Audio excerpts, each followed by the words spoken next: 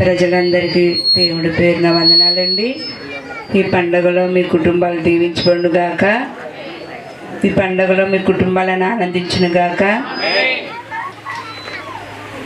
మరి అగ్నిజ్వాల ప్రార్థన మినిస్ట్రీ తరపున మరి ఇక్కడ మందిరం ఏర్పడి సేవ జరుగుతుంది. దేవుడి మాటను చెప్పనేనండి,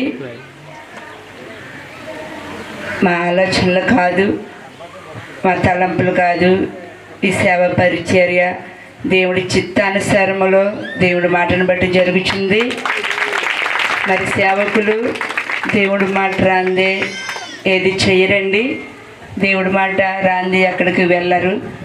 అలాంటిది ఈ కోపల్లి ప్రాంతానికి ఎంతో కష్టమైనా సరే సేవకులు అంత దూరం నుంచి వస్తున్నారంటే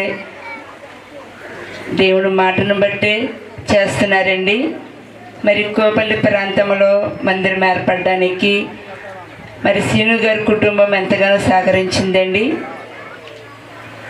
దేవుడి మాట వచ్చింది మరి పెట్టాలని ఆ కుటుంబంతో మేము మాట్లాడినప్పుడు సీను గారు కానీ తన భార్య కానీ దేవుడు మా ఇంటికి రావడం అది మా అదృష్టం అండి అని చెప్పారు తప్ప ఒక మాట కూడా ఆటంకపరిచే మాట చెప్పలేదండి. దేవుని మాట బట్టి జరుగుతున్న ఈ సేవ పరిచయలో మరి సంఘబెట్టలో కోపల్లి సంఘం కానీ కైకరం సంఘం కానీ ఎంతో కష్టపడుతున్నారు. వాళ్ళ కుటుంబాలను కూడా దేవుడు దీవించునుగాక. నాదొక మాట అండి, ఎన్నో కళ్యాణ మండపాల్లో ఫంక్షన్ హాల్లో క్రిస్మస్లు చేసేవాళ్ళు ఎందరో ఉన్నారు. కానీ భారభరితమైన సేవ పరిచయలో కనీసం కూర్చోడానికి చోట్లేని ఈ స్థలంలో దేవుడు మాట జరుగుతుందండి.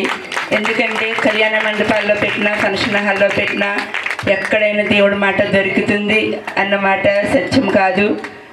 ఏమీ లేకపోయినా మట్టి నేల మీద కూర్చొని దేవుడు మాట కోసం వచ్చి ఉన్నారు. మీ కుటుంబాలను దేవుడు బహుగా దీవించి ఆశీర్వదించునుగాక. ఈ కొద్ది మాటలు దేవుడు దీవించునుగాక.